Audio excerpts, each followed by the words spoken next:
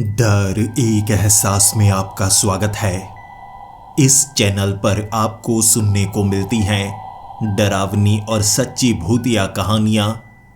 अगर आपको ऐसी ही वीडियोस देखना पसंद है तो हमारे इस चैनल को सब्सक्राइब करना ना भूलें। तो अब बढ़ते हैं आज की कहानी की ओर।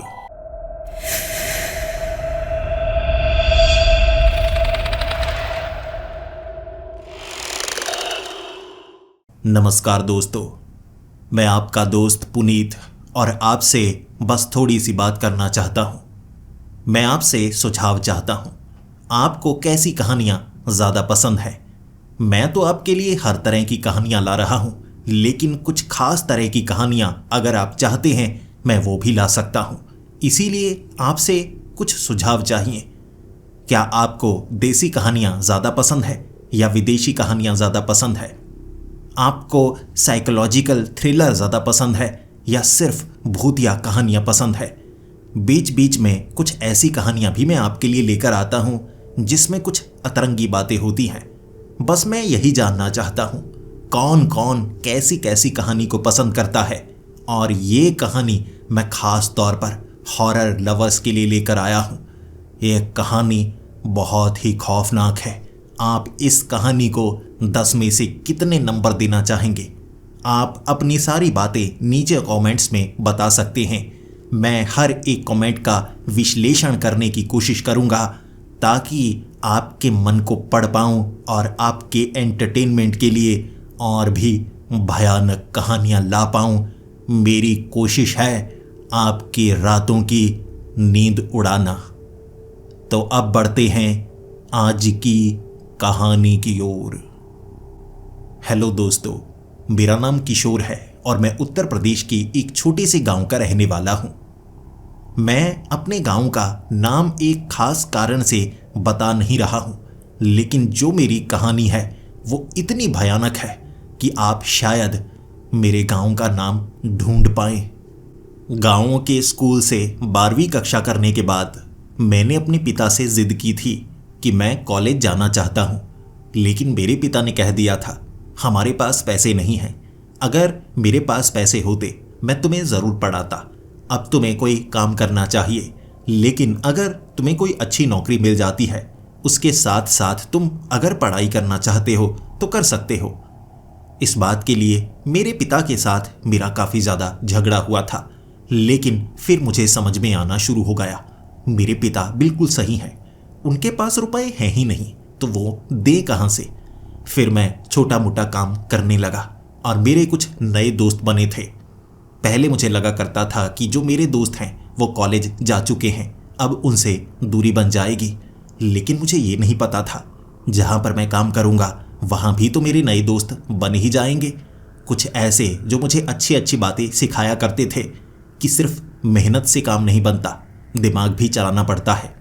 और एक ऐसा ही मेरा दोस्त था जिसका नाम करण था।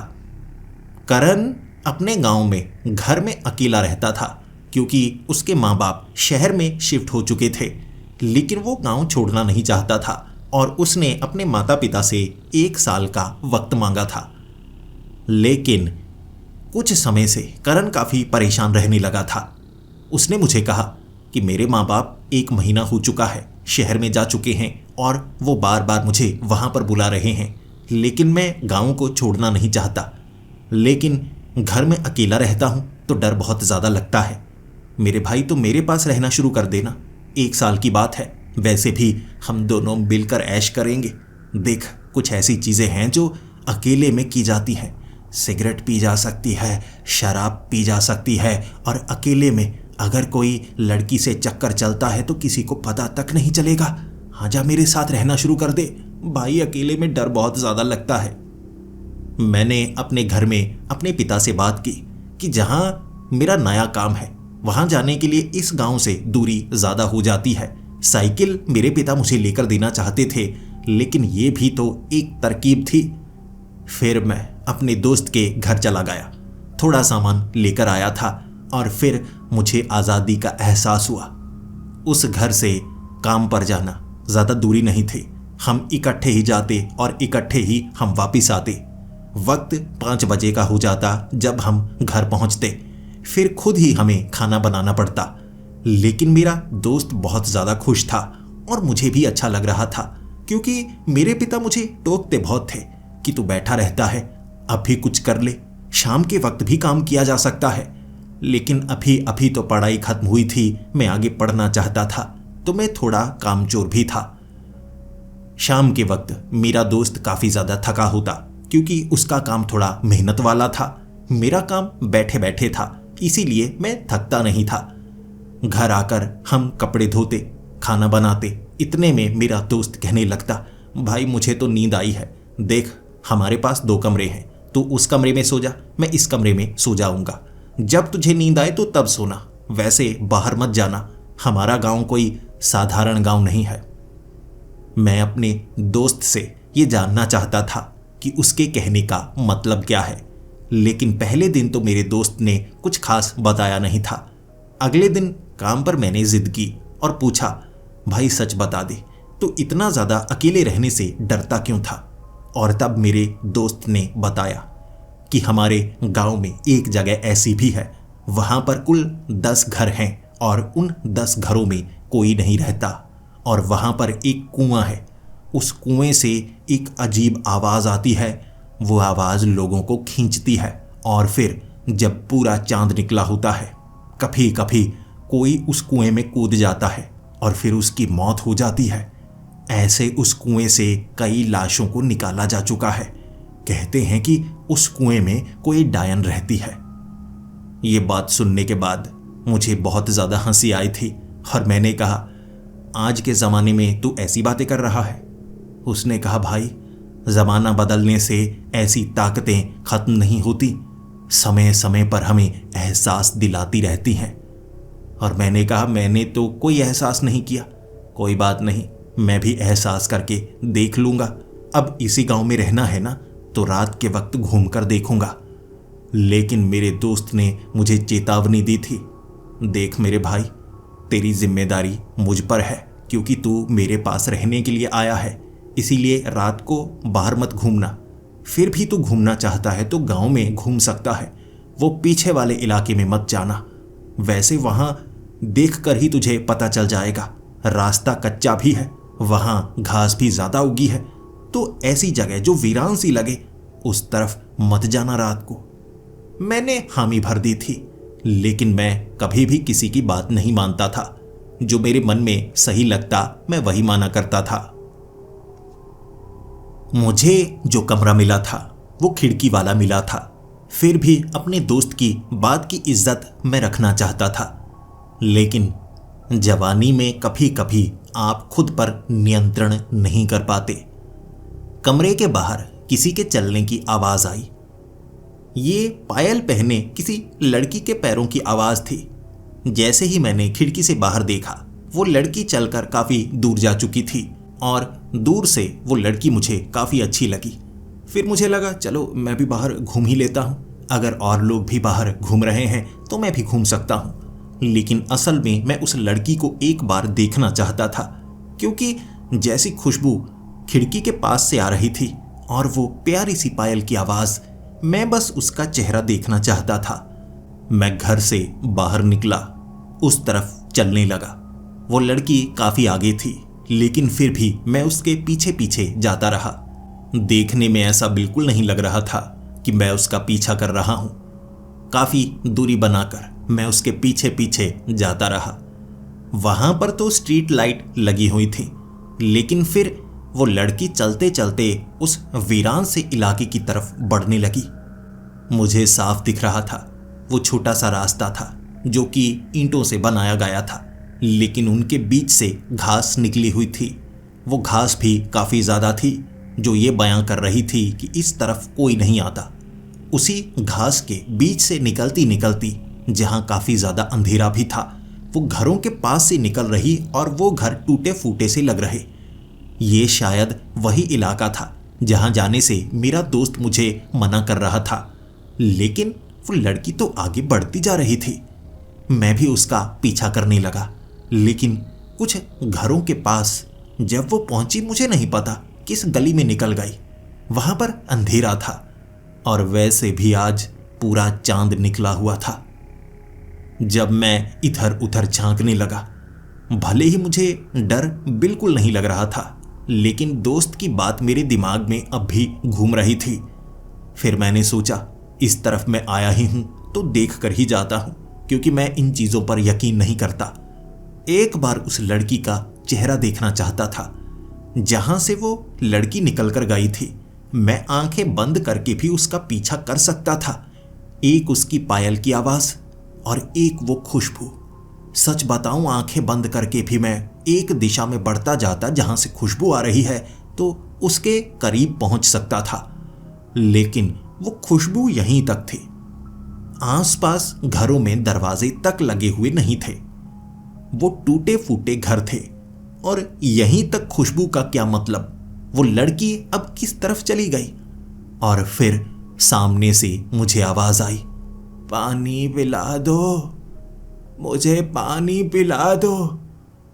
ये किसी बूढ़ी औरत की आवाज थी, पतली सी आवाज, और ये आवाज बिल्कुल सामने से आ रही। मैं थोड़ा आगे बढ़ा। पेड़ों की टहनियां नीचे तक आई हुई थीं। उन पेड़ों की टहनियों को एक तरफ सटाकर जब मेरी नज़र पीपल के पेड़ के पास के उस कुएं पर पड़ी, मेरी आंखें एक पल के लिए खुल गई थीं, क्योंकि उस कुएं के आसपास कोई नहीं था और ये आवाज़ कुएं के अंदर से आ रही थी। क्या कोई कुएं के अंदर गिर गया होगा? लेकिन अगर कुएं के अंदर गिरा है तो उसे मदद मांगनी चाहिए, ना कि पानी मांगना चाहिए। मैंने अपने कदम पीछे हटाने शुरू कर दिए, क्योंकि यह दृश्य मुझे बेहद खौफनाक लग रहा था। अचानक कुएं के पास से वो पायल की आवाज आई और मुझे मध्यम मध्यम सी वो खुशबू भी महसूस होना शुरू हो गई। लेकिन ये आवाज उस लड़की की नहीं हो सकती जो पायल की आवाज थी। वो आवाज पेड़ के पास से आ रही, लेकिन पानी मांगने की आवाज कुएं के अंदर से आ रही थी। मेरा दिमाग घूमने लगा और इस तरफ कोई भी मौजूद नहीं था। अगर किसी ने मुझे पकड़ा तो बचाने वाला कोई नहीं होगा।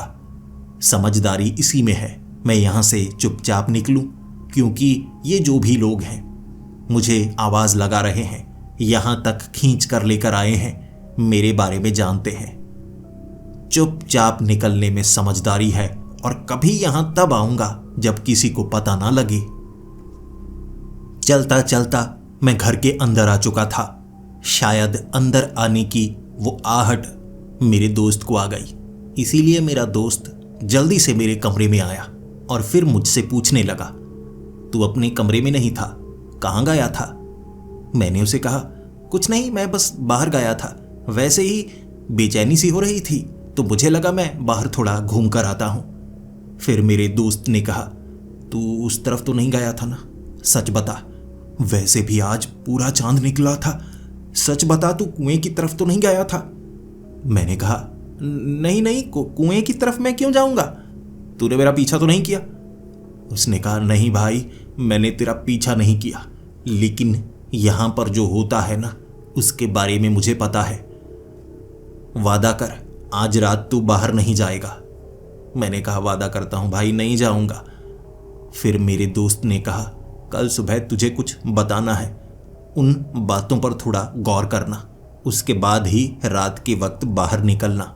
आज रात वादा किया है तूने, बाहर मत जाना, मैं कुंडी लगाने वाला हूं अंदर से, कोई बाहर नहीं जाएगा। वो रात ऐसे निकाली थी। मेरा दोस्त अगली सुबह काम पर जाने से पहले ही मुझे वहां बिठाकर कुछ बात करना चाहता था। मुझे लगा वो मुझे फिर से वही कहानी सुनाएगा, लेकिन मेरे दोस्त ने अब मुझे बताना शुरू किया। देख भाई, कल पूरा चांद निकला था और यहां पर जब पूरा चांद निकलता है ऐसा कोई ना कोई हादसा जरूर होता है। अब ये कोई संयोग नहीं हो सकता कि जब भी उस कुएं में लाश मिली है, पिछली रात पूरे चांद वाली रात थी, और जो भी उस कुएं में मरा हुआ मिलता है उसकी उम्र 20 साल से 40 साल के बीच ही होती है। लोगों का कहना है उस कुएं के साथ किसी डायन का श्राप जुड़ा है, इसीलिए उस कुएं के पास जाने की हिम्मत कोई नहीं करता। और जितने भी जवान लोग हैं सबको ये कहा जाता है जब पूरा चांद निकला हो उस तरफ नहीं जाना है। वो कुआं बुलाता है, आवाज़ें देता है, पानी मांगता है।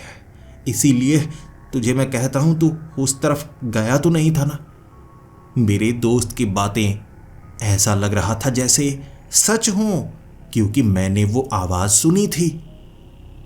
वो पानी मांगने वाली बूढ़ी औरत की आवाज़। फिर मैं अपने दोस्त के साथ काम पर चला गया। शाम के वक्त मैं वापस आ चुका था और फिर से मैं उसी टॉपिक के ऊपर अपने दोस्त से बात करने लगा। और फिर मेरे दोस्त ने कहा, चल मेरे साथ चल, तुझे वो कुआं दिखाता हूं। मैंने कहा, भाई कुआं तू खुद तो कहता है वो डायन का श्राप है। उसने कहा, डायन का श्राप तो है, लेकिन जब पूरा चांद निकला हो वो डायन का श्राप तब काम करता है। लेकिन दिन के वक्त कई लोग उस कुएं के पास चले जाते हैं। लेकिन एक बात याद रखना, वहां किसी से बात मत करना, चुपचाप वहां जाकर आते हैं और तुझे दिखाता हूं, ताकि तेरे मन के अंदर जो क्यूरोसिटी है ना कुछ जानने की, वो खत्म हो जाए और तू दोबारा उस तरफ कभी ना जाए। फिर मेरा दोस्त मुझे उन खंडहरों के पास लेकर गया। टूटे फूटे कई घर थे और कुछ घरों को देखकर मैं पहचान कर पा रहा था, क्योंकि रात के वक्त मैं वहां पर आया था। फिर वो मुझे कुएं के पास लेकर गया और कुएं के अंदर दिखाया। वो देख नीचे, मिट्टी का रंग कैसा लग रहा है। मैंने कहा, वो मिट्टी का रंग तो लाल लाल सा है, ये कैसे? उसने कहा, लाल इसलिए है क्योंकि यहां पर कई लोग मारे जा चुके हैं और जितने भी लोग नीचे गिर जाते हैं, किसी का इतना खून बहता है क्या? शरीर का सारा खून मिट्टी में चला जाता है। जब लाश को निकाला जाता है तो ऐसा लगता है जैसे शरीर से खून को चूस लिया गया हो। सोच कर देख क्या होगा इस कुएं में, और थोड़ी दूरी बना कर रहे। फिर मेरा दोस्त कहने लगा, कुछ और देखना चाहता है? ये पीपल का पेड़, आसपास का घर देख, एक बार मैं दिखाऊंगा, अच्छे से दिखाऊंगा, तेरे साथ चलकर दिखाऊंगा और फिर तू दोबारा इस तरफ नहीं आएगा। मैंने हामी भरी और वो दिखाने लगा, जिसके बाद मैंने कहा, बस देखने वाली कोई खास चीज नहीं है, दोबारा मैं कुएं के पास नहीं आऊंगा। फिर हम पीछे जाने लगे। तभी नीचे गिरा हुआ वो काले रंग का धागा देखा, जो हमेशा मैं कलाई पर बांध कर रखता हूं। मुझे लगा था वो कहीं खो गया है, रात को शायद घर में गिर गया होगा। वहां पर गिरा हुआ था, जिसमें एक तरफ काला पत्थर है जिसमें आंख बनी हुई है। जल्दी से मैंने उसे उठाया, जेब में डाला और मेरे दोस्त ने देख लिया कि मैंने नीचे हाथ लगाया है। वो कहने लगा, क्या हुआ, तू नीचे क्यों झुका? मैंने कहा, कुछ नहीं, पत्थर था चमकीला सा, तुझे पता है ना मुझे पत्थर बहुत ज़्यादा पसंद है। फिर वो आगे बढ़ने लगा। अगर मेरा दोस्त उस काले धागे को देख लेता, वो एक अजीब सा काला धागा है, उसे पहचान है मेरे उस काले धागे की। उसकी नज़र में वो काला धागा पड़ जाता ना, तो वो मान लेता मैं यहाँ पर आकर गया हूँ। लेकिन वो आखिरी घर था जहाँ से हम आगे निकलने वाले थे। मेरी बाजू को एक औरत ने पकड़ लिया। वो बूढ़ी औरत थी, पूरी तरह से सफ़ेद बाल, लेकिन उसके जो सफ़ेद बाल थे बहुत ज़्यादा लंबे थे। उसके घुटनों तक उसकी चोटी आ रही थी। चेहरे के ऊपर उसने जैसे कालिख मली हुई हो। कपड़े भी पूरी तरह से काले थे, जैसे तेल उसने अपने कपड़ों पर इतना ज़्यादा लगाया जैसे कोई मैकेनिक हो, ऐसे कपड़े थे उसके। मेरी कलाई को पकड़कर मेरी तरफ घूरे जा रही थी और मैं उस समय काफ़ी ज़्यादा डर गया। कहानियाँ सुन चुका था इस जगह की, तो उस औरत को देखकर डर तो लगता ही। वो मुझे घूरती रही और मैं कहता रहा, छोड़ दीजिए मुझे, लेकिन वो औरत छोड़ नहीं रही थी। तब करण ने कहा, अरे गूंगा ताई, छोड़ो, ये मेरा दोस्त है। गूंगा ताई कैसी हरकतें करती रहती हो। फिर उस औरत ने मेरी कलाई को छोड़ा। वो औरत मुझे ऐसे घूर रही थी जैसे कोई दुश्मन घूरता है, बड़े गुस्से में। फिर घर आने के बाद मैंने अपने दोस्त को पूछा, वो औरत कौन थी? बड़ी भयानक लग रही थी। मेरे दोस्त ने कहा, वो गूंगा ताई है, पागल औरत है बूढ़ी। वैसे बोल सकती है वो, लेकिन बोलती नहीं, इसीलिए बच्चों ने उसका नाम गूंगा ताई रखा है। अब अजीब नाम रखा है ना। तुम्हें उसने पकड़ा क्योंकि वो पागल है, ऐसी हरकतें वो करती रहती है। कभी किसी को पकड़ लिया, कहते हैं कभी कभी बोलती है, बोलना उसे पसंद ही नहीं है, तो उसके पास मत जाना। अगर कहीं पर तुम्हें नजर आए तो थोड़ा उससे दूरी बना लेना। अब तुम जानते ही हो कभी कभी पागल लोग कैसी हरकतें करने लगते हैं। मुझे वो औरत कुछ तो अजीब लगी थी, लेकिन फिर मेरे दोस्त ने मुझे बता दिया था, तो मुझे ज्यादा डरने वाली बात नहीं थी। लगभग 7 बजे का वक्त था। फिर मेरे दोस्त ने कहा, भाई 8 बजे ना ज्यादा अंधेरा हो जाएगा, अब तेरा घूमने का शौक भी पूरा कर ही दूं। अब तू मेरे गांव में आया है, तुझे अपने गांव की लड़कियां दिखाता हूं, चल चल घूमते हैं। फिर मेरा दोस्त मुझे गांव घुमाने लगा और एक एक करके वो उन लड़कियों के बारे में बता रहा था जो गांव की सबसे खूबसूरत लड़कियां हैं। उसने दिखाई एक भी नहीं, लेकिन बस बातें करता रहा। ये उसका घर है, कहते हैं ये वाली लड़की नर्सिंग कर रही है, छोटे कपड़े पहनती है। ऐसे करते करते उसने मुझे कई घर दिखाए और फिर मेरे दिमाग में वो लड़की का ख्याल भी आया जिसे मैंने रात के वक्त देखा था। मैंने उसे कहा, हाँ लेकिन एक लड़की जिसने गुलाबी से कपड़े पहने हुए हों और बहुत ज़्यादा इत्र लगाया हो, परफ्यूम लगाया हो, कोई ऐसी लड़की भी है? तब मुझे मेरा दोस्त कहने लगा, अच्छा तो पहले से हमारे गांव की लड़कियों पर तेरी नज़र है, बता बता कैसी दिखती है, कहाँ पर देखी, क्या स्कूल में तूने देखी थी या कहीं और? मैंने कहा, अब कैसे बताऊं, पहले कभी देखी थी। मैं उसे ये थोड़ी ना बता सकता था कि रात के वक्त खिड़की के पास से निकल कर गई थी, लेकिन दोबारा कभी बात बनाकर जरूर कहूंगा कि दिन के वक्त देखी है। वो मुझे गांव घुमाने लगा। पीछे वाला तालाब भी उसने दिखाया और वहां एक पेड़ के पास छोटा ग्राउंड भी बना हुआ था और उसने कहा, देख वो दूर वाला जो ग्राउंड है ना, वो फुटबॉल ग्राउंड है। गाँव के लड़के वहाँ क्रिकेट फुटबॉल खेलते हैं और ये जो छोटा ग्राउंड है ना, यहाँ पर ज़्यादातर लड़कियाँ खेलती हैं। वैसे तो छोटी बच्चियाँ ही खेल रही होती हैं, लेकिन कभी कभी हमारी उम्र की लड़कियाँ भी तुझे यहाँ पर देखने को मिल जाएंगी। तो शाम के वक्त कभी मन करे तो यहाँ पर आ जाना, हो सकता है कोई लड़की तुझे भी पसंद कर ले। मेरे दोस्त की ये बात मुझे काफ़ी ज़्यादा अच्छी लगी और मुझे लगा वो रात वाली लड़की जिसका ख्याल बार बार दिमाग में घूमे जा रहा है, शायद मुझे यहाँ पर नजर आ जाए। वहाँ पर काफ़ी इंतज़ार किया। गांव की कई लड़कियाँ आईं। एक वो लड़की भी जिस पर मेरे दोस्त की नज़र थी, वो उसे सबसे खूबसूरत कह रहा, लेकिन मैं तो ढूंढ रहा था उस लड़की को जिसका कद थोड़ा लंबा है, बाल भी खुले छोड़े हुए थे लंबे, और वो खुशबू, यहाँ तो किसी लड़की से भी खुशबू नहीं आ रही थी, बिल्कुल वैसी।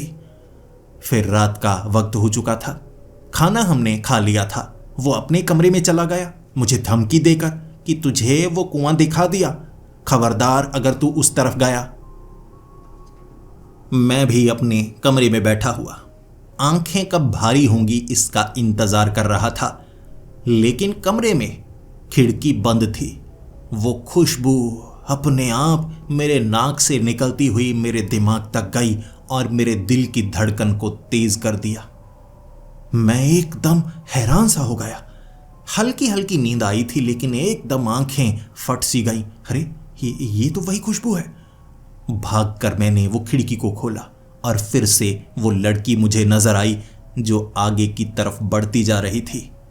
उसके चलने का तरीका हो या उसके लहराते हुए बाल या उसके वो खूबसूरत कपड़े, उसके इत्र की वो महक, हर चीज़ मुझे काफ़ी ज़्यादा पसंद आ रही और मुझे लगा मैं कुएं की तरफ नहीं जाऊंगा, लेकिन इसके पीछे तो जा ही सकता हूँ। उस दिन तो गलती से ये लड़की उस तरफ चली गई थी, लेकिन आज देखता हूँ कहाँ जाती है, घर कहाँ है इसका। उसके बाद मैं उसके पीछे पीछे जाने लगा। घर का दरवाज़ा बड़ा हल्का बंद किया था मैंने, ताकि मेरे दोस्त को आवाज़ ना आए, और पैरों की आवाज़ को मध्यम किए हुए अपने घर से दूर निकला था। फिर उस लड़की के पीछे पीछे, और कमाल की बात थी, वो लड़की चलते चलते वो खंडहरों की तरफ ही बढ़ रही। और मैं सोच में पड़ा हुआ, ये लड़की इस तरफ क्यों जाती है? क्या इसका घर इस तरफ है? लेकिन मेरे दोस्त ने मुझे दिखाया था खंडहरों में कोई ऐसा घर नहीं है जहां पर कोई रहता हो। तो इस लड़की के इस तरफ जाने का क्या कारण हो सकता है? वो डायनो वाली कहानी पर तो मैं यकीन नहीं करता, लेकिन फिर भी देखता हूं किस दिशा में बढ़ती चली जाती है। क्या सच में कुएं के पास ही जाती है? तो मैं तो खंडहरों के अंदर नहीं जाऊंगा, पहले ही खुद को रोक लूंगा। ये मेरा एक ऐसा झूठ था जो मैं खुद से बोल रहा था। जैसे ही उन घरों से आगे वो लड़की निकली, मैं अपने पैरों को रोक नहीं पा रहा था। सोचा मैंने, भाड़ में जाए कुआं, उस लड़की को देख तो लूं। हो सकता है वो जो आवाज़ थी वो मेरे लिए नहीं थी, वो किसी और के लिए थी। मैं रुका ही नहीं। शायद वो लड़की मुझे देखना चाहती हो और उसकी माँ हो वहाँ पर जो उससे पानी मांग रही हो, ना कि कुएं से आवाज़ आ रही थी। मैं बेवजह डर गया। मैं पहले वाले घर से आगे निकलना चाहता था, किसी ने मेरी कलाई को पकड़ लिया। ये गूंगा ताई थी। गूंगा ताई मेरी आंखों की तरफ देख रही और बहुत ज्यादा गुस्से में। एक बार के लिए मुझे डरा कर रख दिया था। फिर मैं अपने हाथ को झटकने लगा और मैंने गूंगा ताई को कहा, छोड़िए छोड़िए, आप मेरे हाथ को छोड़ दीजिए ना। मेरा दिमाग ये भी कह रहा था कि ये एक पागल है, ऐसा ना हो मुझे नोचने की कोशिश करे। लेकिन गूंगा ताई ने मेरी कलाई को बड़ी आसानी से छोड़ दिया और फिर उन्होंने मुझसे कहा, कुएं के पास मत जाओ, कुएं के पास तुम्हें मौत मिलेगी। गूंगा ताई मुझसे बोलनी थी और फिर पीछे मुड़कर जाने लगी। मैंने खुद को रोक लिया, जैसे उन्होंने मुझे सतर्क किया हो। और आगे वो लड़की कहाँ चली गई मुझे नहीं पता, और ना मुझ में हिम्मत थी वहां जाने की। गूंगा ताई ने मुझे डरा दिया। वो महक में कुछ जादू था कि मैं खुद को रोक नहीं पाया, या जवानी की ये भावनाएं मुझे अपने आप खींचे जा रही थी, समझा नहीं मैं। लेकिन अब मैं पीछे मुड़ा, अपने कमरे में आया और चुपचाप सो गया। मेरे दोस्त को इसके बारे में बिल्कुल पता नहीं लगा और मैं समझ गया। वो जो दरवाजे की आवाज़ है, जब वो आती है तब मेरा दोस्त समझ जाता है कि किसी ने दरवाज़ा खोला है। मैं वो आवाज़ करूँगा ही नहीं तो उसे पता लगेगा ही नहीं कि मैं उस तरफ जाता हूँ। और अगली सुबह जब मैं अपने दोस्त के साथ काम पर जा रहा था, रास्ते में मैंने उससे पूछा, भाई रात को ना एक लड़की देखी खिड़की के पास से, अब मुझे उसके बारे में जानकारी चाहिए, अब समझने की कोशिश कर यार। दिल की धड़कन तेज कर दी उसने। मेरा दोस्त कहने लगा, रात को खिड़की के पास तेरी बात बन रही लगती है, बता कैसी दिखती थी। मैंने उसे बताया। उसके ना रंग बिरंगे कपड़े थे, साड़ी जैसी उसने पहनी हुई थी और बड़ी गोरी थी। कमर नजर आई मुझे, और बाल क्या ही बताऊं, घुटनों तक आते होंगे उसके बाल। चाल भी बड़ी ही मदहोश सी थी, और इत्र, जो परफ्यूम इत्र उसने लगाया था, दिमाग पर असर कर रही थी वो लड़की। सच बताऊं, मैं तो बस जैसे उसकी तरफ खींचा जा रहा। लेकिन तेरी बात याद आ गई मुझे। देख मेरे यार, तुझसे वादा किया है मैंने, घर से बाहर नहीं गया मैं। फिर मेरे दोस्त ने मेरी आंखों की तरफ देखा और कहा, सच बता भाई, पीछे तो नहीं गया था ना? क्योंकि ऐसी लड़की गांव में कई लोगों को नजर आती है, और कहते हैं जो मदहोश होकर उसका पीछा करते हैं वो लड़की कुएं की तरफ लेकर जाती है। कई लोगों ने उसके बारे में जानने की कोशिश की है। हमारे गांव में गंजी लड़कियां, इतने लंबे बाल किसी के हैं ही नहीं। सोच ले लंबे बाल किनके होते हैं, डायनों के। मैंने फिर अपने दोस्त को कहा, लेकिन तू तो कहता था कि वो जो कुआं है, कुएं के अंदर डायन है, फिर ये बाहर घूम रही लड़की भी क्या डायन हो सकती है? अरे नहीं, ढूंढने की कोशिश करते हैं यार। सच बताऊं, दिल आ गया है उस पर। मेरा दोस्त मुझे सतर्क कर रहा था, लेकिन डराए जा रहा, और मुझे लगा उस लड़की के बारे में पता मुझे खुद लगाना होगा। हो सकता है वो लड़की लोगों को डराती हो। एक बार उसे पकड़ लूंगा ना, उसके बाद खुद ब खुद मेरी बात उसे माननी पड़ेगी। और अगर उसका चेहरा भी उतना ही खूबसूरत हुआ जितना मेरे दिमाग में मैंने सोचा हुआ है, फिर उसके बाद उसे जाने नहीं दूंगा। उससे अपनी बात बनाने की कोशिश करूंगा। और ऐसी लड़कियां जिंदगी में सिर्फ एक बार ही मिलती हैं, और वो भी किस्मत वालों को।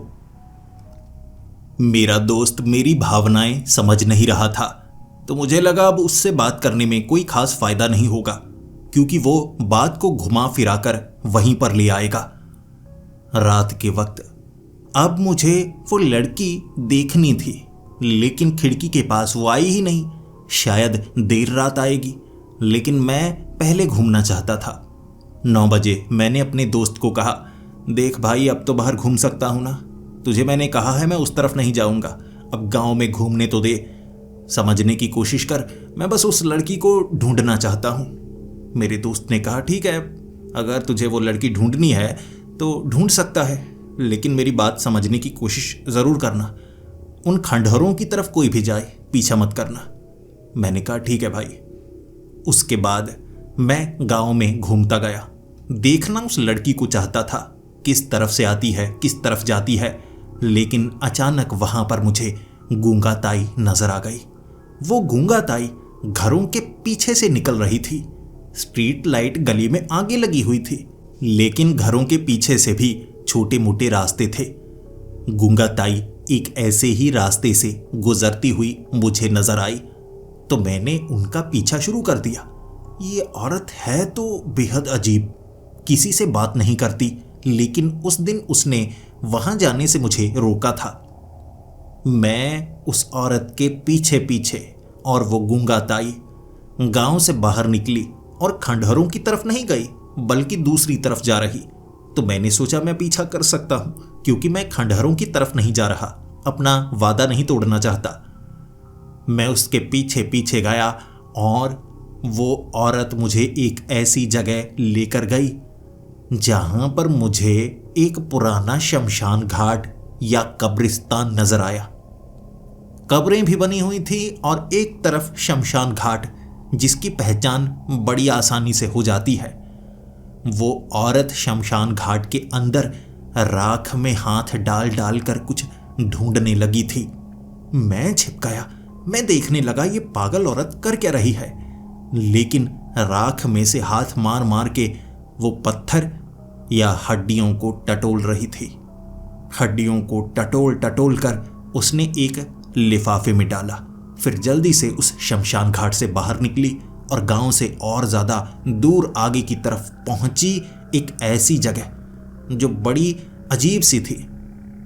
पास में एक गंदा नाला था, यानी कि हो सकता है बारिश का पानी वहां रुका हो। बदबू बहुत ज्यादा आ रही, झाड़ियां बहुत ज्यादा थीं, पेड़ भी लगे हुए।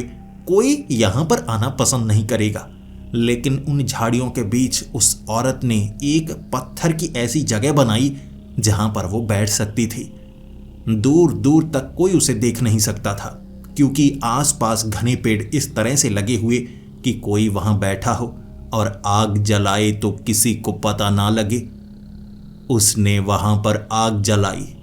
आग जलाने के बाद कुछ न कुछ तो वो कर रही थी। मैंने आधा घंटा वहां पर उसे देखा, और जो जो चीजें वो करने लगी थी, कोई पागल इंसान ऐसा तो नहीं करता। आग के पास उसने एक अजीब सा पुतला रखा था।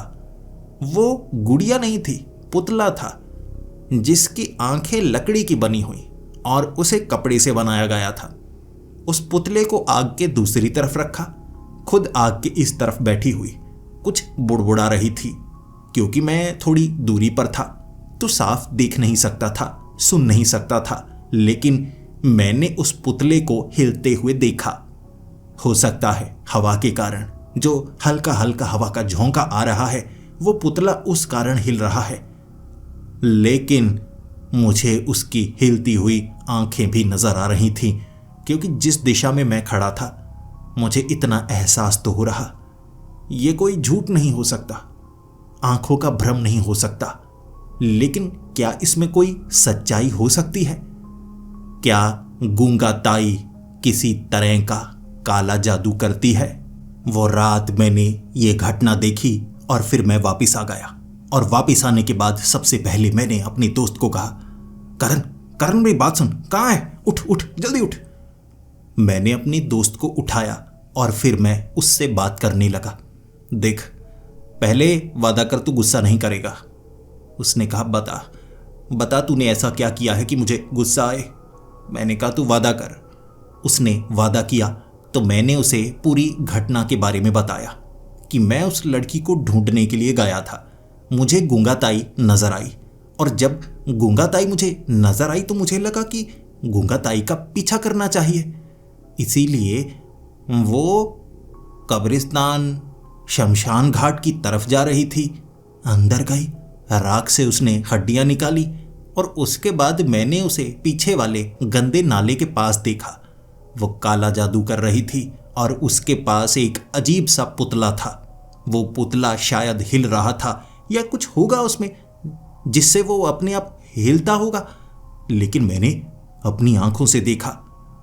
फिर मेरा दोस्त घबरा चुका था और वो कहने लगा, यार इस बात पर तो कोई यकीन भी नहीं करेगा। गूंगा ताई को सब पागल कहते हैं और गूंगा ताई काला जादू कर सकती है, किसी को शक तक नहीं होगा। लेकिन अगर तू सच बोल रहा है तो हो सकता है हमारे गांव में जो परेशानी है उसकी सारी की सारी जड़ गूंगा ताई है और वहां कुएं के पास जो घटनाएं होती हैं उसके पीछे भी गूंगा ताई का हाथ हो, ऐसा हो सकता है।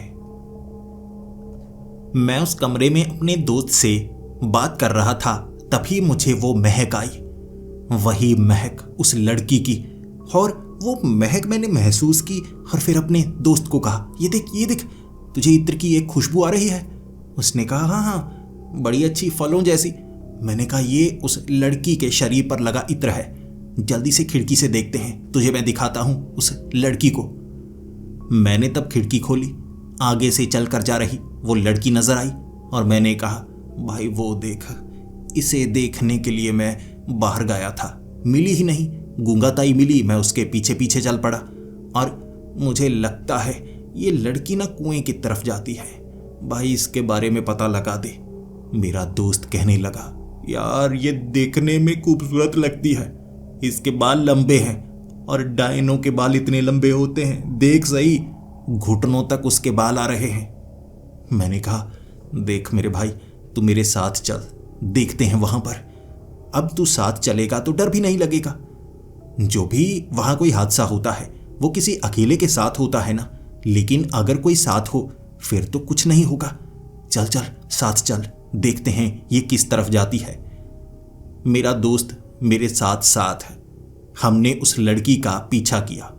वो लड़की चलती चलती उन खंडहरों के पास पहुंची और उसके बाद वो लड़की अंदर की तरफ जाने लगी। मैंने अपने दोस्त को घबराते हुए देखा, डरते हुए देखा, कांपते हुए देखा। वो कह रहा था, हमें वहां नहीं जाना चाहिए।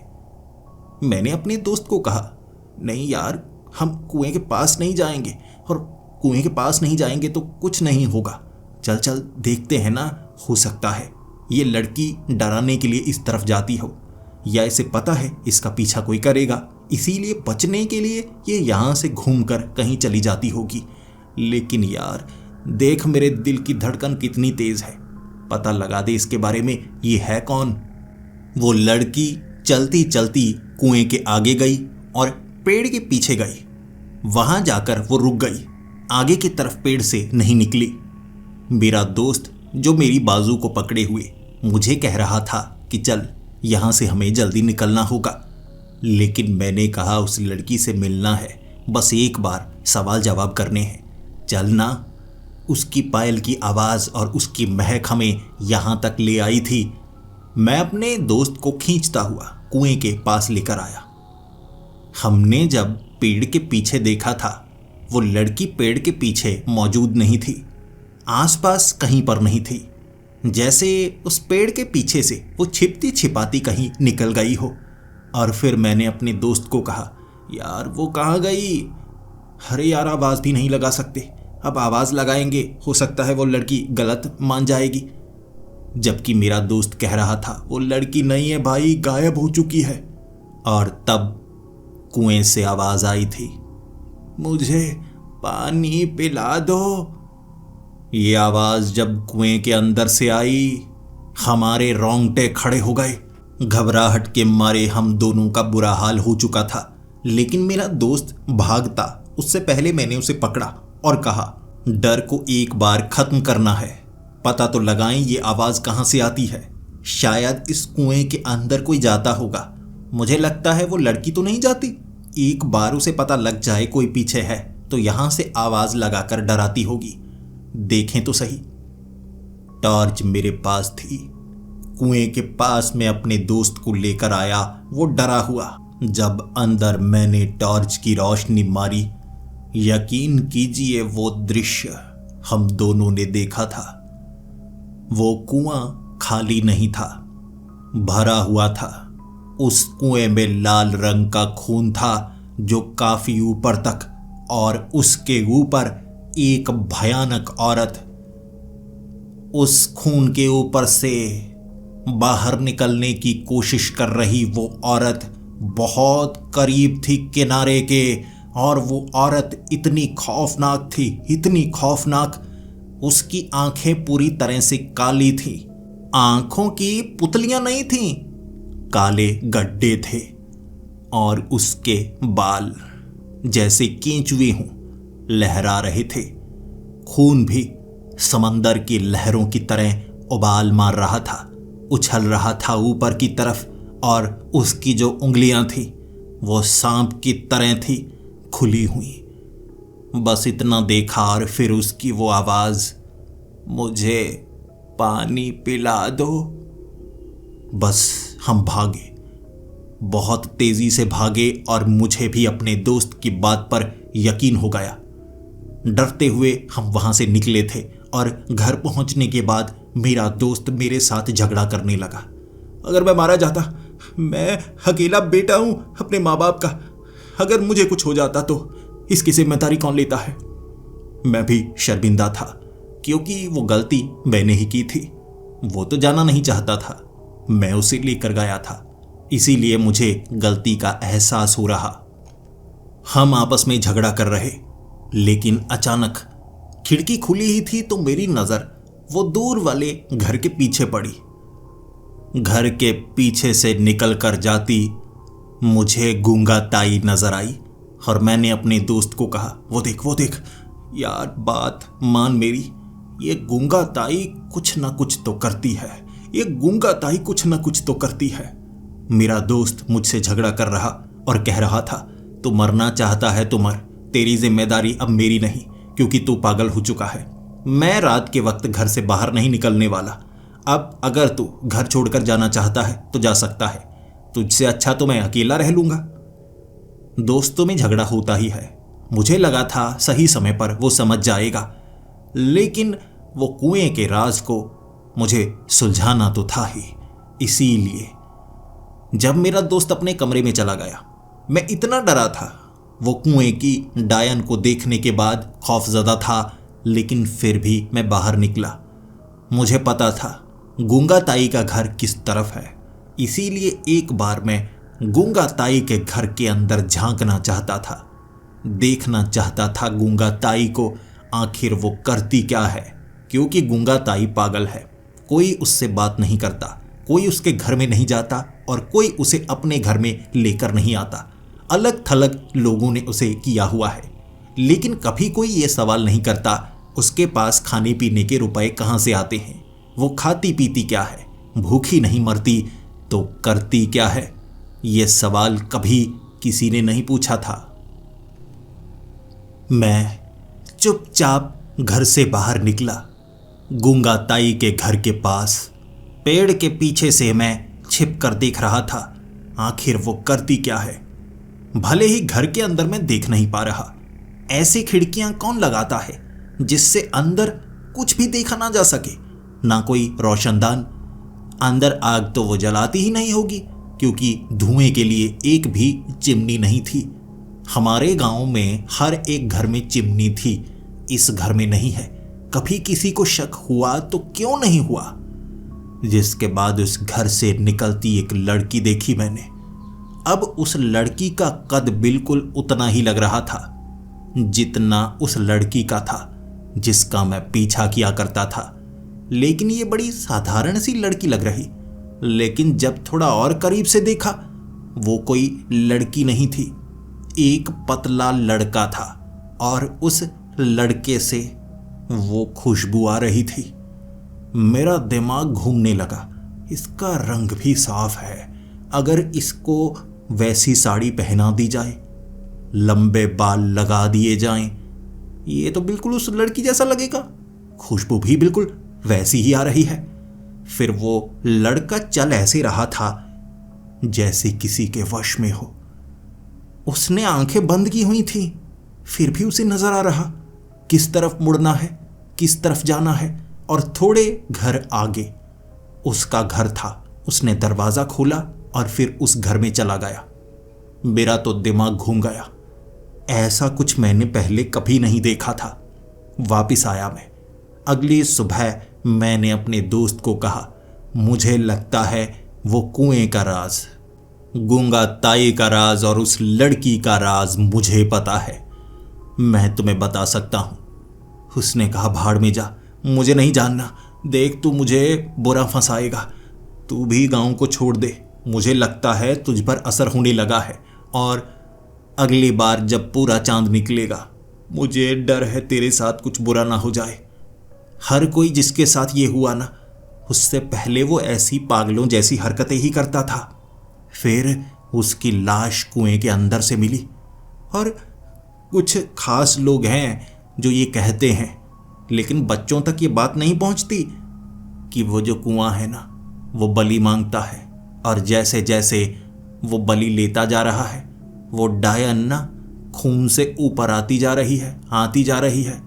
लोग मरते रहेंगे, वो कुएं से बाहर आने की कोशिश करती रहेगी और फिर एक दिन बाहर आ भी जाएगी। और देखा था ना तूने, मैंने भी देखा, खून ऊपर तक आ चुका है। अब वो डायन बाहर निकल सकती है। अगर ये कहानी सच्ची हुई तो गांव बर्बाद हो जाएगा। भाई तू छोड़ दे, उस तरफ कोई नहीं जाता। लेकिन अगर कोई बाहर से आकर ऐसी बेवकूफ़ी करे तो हमारे लिए मुसीबत हो जाएगी। तू ऐसा कर, गांव को छोड़कर चला जा। अगले दिन मैंने उस लड़की के बारे में पता किया। उस लड़की की उम्र 21 साल थी और उसे ऐसा कोई शौक नहीं था लड़कियों के कपड़े पहनने का। लेकिन मैंने उसे रात को देखा था।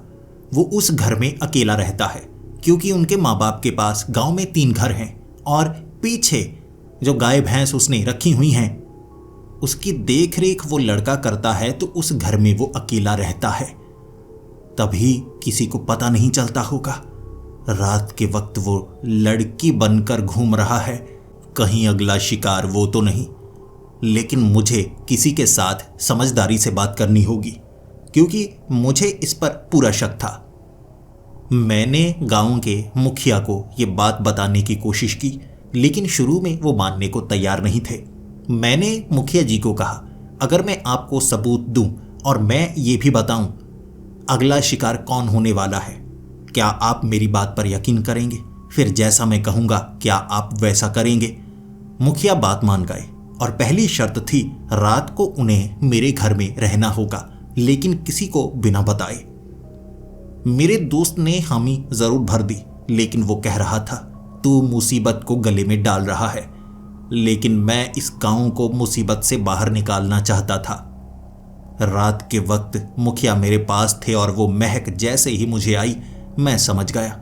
मैंने मुखिया को उठाया जो कि नींद में पहुंच चुके थे। वो हड़बड़ी में उठे और फिर कहने लगे, क्या हुआ क्या हुआ?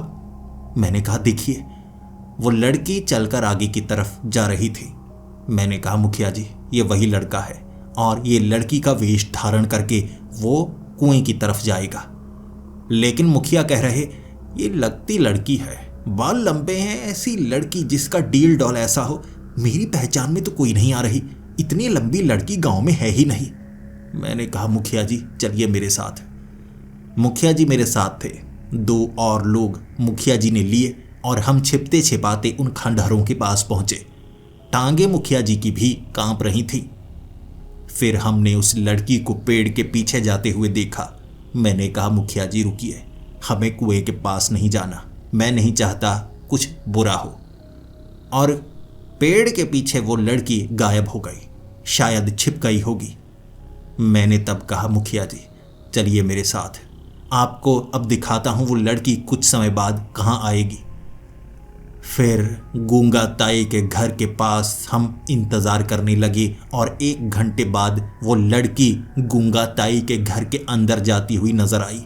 जो मुखिया जी थे वो कुछ हद तक मेरी बात पर यकीन कर रहे, और जब वो लड़का गूंगा ताई के घर से बाहर निकला तब मुखिया जी मान गए ये लड़की बना हुआ था, लेकिन ये ऐसा नहीं है, मैं इससे कई बार बात कर चुका हूँ।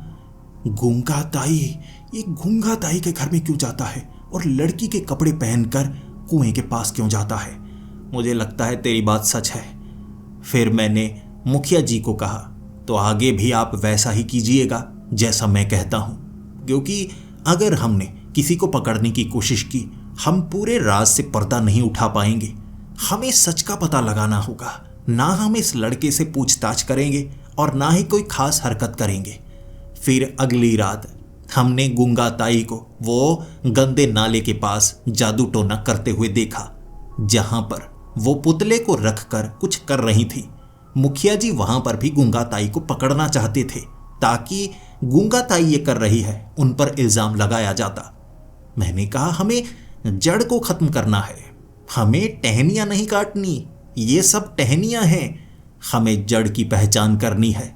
जड़ क्या है, पूरा सच, और उसके लिए मुझे पता है कौन है जो यहां हमारी मदद करेगा। मुझे मंदिर के पुजारी जी के बारे में पता था। वो पुजारी जी जो 7 साल हमारे आसपास के गांवों के मंदिरों में रह चुके थे, ज्यादातर वो दीक्षा दिया करते थे, लेकिन तंत्र मंत्र में वो माहिर थे, लेकिन अकेला रहना उन्हें पसंद था। मैं जानता था उन्हें और उन्हें मैं ये बता सकता था। पहले हमेशा मैं उनकी बातों पर यकीन नहीं करता था, ना मैं भगवान पर यकीन करता था, ना मैं तंत्र मंत्र पर यकीन करता था, लेकिन वो मुझे एक अच्छा इंसान मानते थे।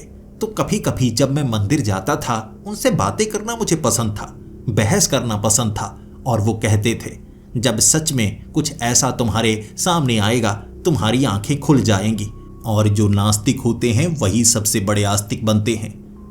पुजारी जी को हम यहाँ पर लेकर आए थे और ये रात थी पूर्णिमा की रात। पूरा चांद निकला हुआ था और मैंने मुखिया जी को कह दिया था ज़्यादा से ज़्यादा लोग इकट्ठे होने चाहिए, हमें उस लड़के को बचाना है। अगर वो लड़के के साथ कुछ हो गया तो फिर ये सब करने का कोई फायदा नहीं। पुजारी जी तैयार थे। जैसे ही वो लड़का गूंगा ताई के घर में गया, हमें इंतजार था कब वो लड़का लड़की बनकर कुएं की तरफ जाएगा, और हमने पहले ही तैयारी कर रखी थी कि जब वो लड़का कुएं की तरफ जा रहा हो, रास्ते में कुछ लोग उसे दबोच लेंगे, वो खंडहरों की तरफ पहुंचना नहीं चाहिए। वो लड़की बनकर निकला उस तरफ, गूंगा ताई पीछे ही थी। उस दिन गूंगा ताई ने ज्यादा तैयारी कर रखी, झोला भर रखा था राख से, और वो गंदे नाले की तरफ बढ़ रही। हम गूंगा ताई के पीछे पीछे, और पुजारी जी ने हमें बताया था ये साधारण औरत नहीं लगती, जैसे काले जादू को ये कर रही है, ये डायन बनना चाहती है, ये डायन विद्या है जिसका ये इस्तेमाल कर रही है, और ये अपनी रूह को एक पुतले में डाल रही है। वो रहा वो हिलता हुआ पुतला, ये खुद से बात कर रही है पुतले के जरिए, तभी उसके होंठ हिल रहे हैं। पुजारी जी की ये बात ने वहां कम से कम 9 लोग थे जिन्हें डरा दिया था। अगर 9 लोग एक जगह इकट्ठे हों, सामने कोई भी आए, हम डरेंगे नहीं, लेकिन हालात ऐसे थे, सब कांप रहे थे, सिर्फ डर ही नहीं रहे थे। फिर पुजारी जी ने कहा इंतजार करना होगा, हमें इंतजार करना होगा। जिसके बाद हमने देखा गूंगा ताई ने वो जो पुतला था उसे उठाया। फिर वो आगे बढ़ने लगी। आगे बढ़ते बढ़ते वो नाले के पीछे खास जगह गई और उस खास जगह ऐसी गंदगी के बीच कचरा डाला हुआ, और वो कचरे को हटाकर एक खास ढांचे को उजागर कर रही थी। एक छोटा कुआं, वहां एक छोटा कुआं बनाया गया था, ऊपर से ढका गया, और फिर उस कुएं के अंदर उन्होंने उस पुतले को फेंक दिया। जब पुतले को फेंका, अंदर से आवाज आई, अभी तो वो मुझे मिला नहीं। उस कुएं से आवाज आई थी, और ये गूंगा ताई की आवाज नहीं थी। फिर पुजारी जी ने कहा, पकड़ो इसे, पकड़ो, ये भागनी नहीं चाहिए। इसे पता लग गया है कि वो लड़का कुएं तक पहुंचा नहीं है, ये भाग जाएगी, इसे पकड़ो। हम उसे पकड़ना चाहते थे, उसके पीछे पीछे, और गूंगा ताई समझ गई अब ये ढोंग ज्यादा समय तक चलने वाला नहीं। उसका राज सबके सामने आ चुका है। गूंगा ताई ने भागना शुरू कर दिया। वो इतनी तेज कभी नहीं भागती थी, उम्र ज्यादा थी लेकिन रफ्तार बहुत तेज। 10 लोग थे जो बड़ी मुश्किल से गूंगा ताई को पकड़ पाए, और गूंगा ताई बोली थी, बहुत ज्यादा बोली थी, मार डालूंगी सबको, छोड़ दो, मुझे जाने दो, आज मुझे जाने दो, वरना मैं मार डालूंगी। लेकिन अगर आज हम जाने देते तो मुसीबत और ज्यादा बड़ी हो सकती थी। पकड़ा उसे। हम उससे सच जानना चाहते थे। वो कह रही, सच जानने से कुछ नहीं होगा, अब तक तो वो बाहर आ चुकी होंगी। हमने पूछा था कौन, तब उसने कहा था, अम्मा, अम्मा बाहर आने वाली है। उसके साथ थोड़ी मारपीट करनी पड़ी, लेकिन वो उगल नहीं रही थी। लेकिन जब उस लड़के को एक पेड़ के साथ बांधा गया, क्योंकि वो इसके वश में था, तब उसे उगलना पड़ा। वो उस डायन की बेटी है। बहुत साल पहले उस डायन ने अपनी बलि कुएं में दी थी, ताकि वो दोबारा जिंदा हो सके शैतानी रूप में, और उसका वो काम उसकी ये बेटी कर रही थी। तभी जब पूरा चांद निकला होता, ये बलि देने के लिए किसी को वश में करती, और रात के वक्त वहां तक वो पहुंचता। फिर वो उस कुएं में पानी डालता। जो भी उस कुएं में पानी डालता, पूरे चांद की रात को वो डायन निकलकर उसे मारती और खून से कुएं को भरती।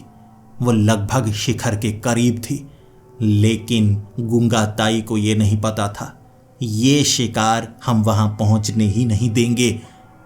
इसीलिए गूंगा ताई तड़प रही थी, चीख रही थी, और पुजारी जी ने कहा था, इतना बड़ा राज, इतना बड़ा राज किसी को पता नहीं लगा। उस डायन के अंत का तरीका गूंगा ताई के खून के अंदर छिपा हुआ है। वो पूरी भीड़ उस खंडहर में गई थी, क्योंकि उस डायन का राज अब पता था, और पुजारी जी को उसके अंत का तरीका भी पता था। उस लड़के को दूर बांधा हुआ था। 10 लोग उसके पास थे कि चाहे जो हो जाए, वो यहां से छूटना नहीं चाहिए, वरना सब कुछ गलत हो जाएगा। तब पुजारी जी कुएं के अंदर झांकने लगे, और वो डायन, जिसका बड़ा शरीर था, वो खून से छलांग लगाकर बाहर निकलना चाहती थी।